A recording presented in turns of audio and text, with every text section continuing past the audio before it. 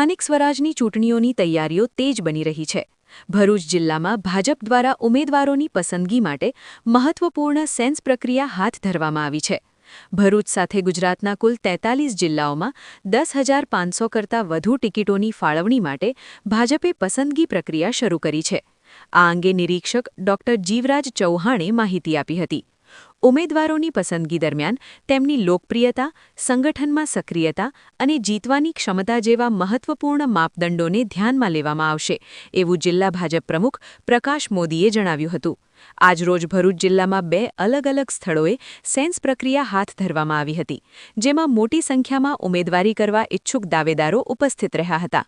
ભરૂચ શહેરના station road પર આવેલ જિંજર હોટલ ખાતે ભરૂચ તાલુકા, જંબુસર નગરપાલિકા, આમોદ અને વાગરા તાલુકાના ઉમેદવારો માટે સેન્સ પ્રક્રિયા યોજાઈ હતી। આ પ્રક્રિયામાં નિરીક્ષક તરીકે ડોક્ટર જીવરાજ ચૌહાણ, નિખિલ પટેલ અને પ્રતિમા પરમાર હાજર રહ્યા હતા। તે ઉપરાંત જિલ્લા ભાજપના આગેવાનો જેમ કે પ્રકાશ મોદી, જિગ્નેશ મિસ્ત્રી, નરેન્દ્રસિંહ પરમાર અને નીરલ પટેલ સહિતના નેતાઓ પણ મોટી સંખ્યામાં ઉપસ્થિત રહ્યા હતા। નિરીક્ષકો દ્વારા તમામ દાવેદારોને સાંભળ્યા બાદ તેમના નામો પ્રદેશ કક્ષાએ મોકલવામાં આવશે અને ત્યારબાદ તબક્કાવાર ભાજપના ઉમેદવારોની જાહેરાત કરવામાં આવશે। સ્થાનિક ચૂંટણીના પડઘમ વચ્ચે રાજકીય હલચલ હવે વધુ તેજ બનતી દેખાઈ રહી છે।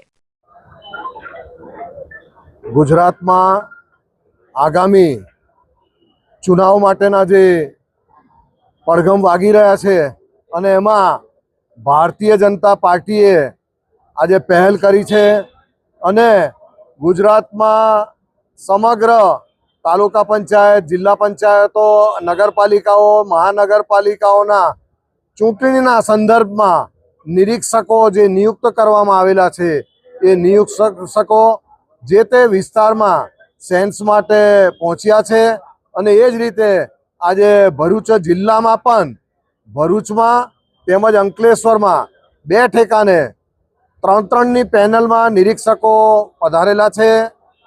આજે ભરૂચમાં સ્ટેશન રોડ પર આવેલી જિંજર હોટલ, જે મૂળ ચેતના પ્લાઝા તરીકે ઓળખાય છે, એમાં નિરીક્ષકો પધારેલા છે અને તેઓ અત્યારે સવારે ભરૂચ તાલુકાના ઉમેદવારી કરનારા ઈચ્છનારા લોકોનું આજે અહીંયા ઇન્ટરવ્યુની શરૂઆત થઈ છે।